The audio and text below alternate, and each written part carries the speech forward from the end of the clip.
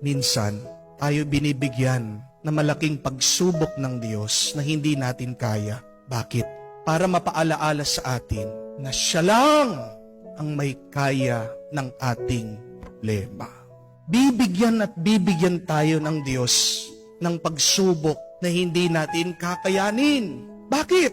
Dahil pinapaalala niya na magtiwala tayo sa Kanya dahil Siya lang ang may kaya ng ating pagsubok. Sa tingin niyo po ba, kung kakayanin lang natin lahat ng problema tayo lang, magdadasal pa ba tayo? Hindi na po.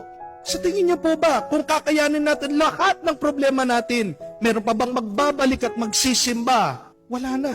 Pinapabayaan ng Diyos na tayo'y magdusa minsan para tayo ay bumalik sa Kanya at mapaalaala, ako lang ang may kaya dahil ang Diyos lang ang tunay na makapangyarihan.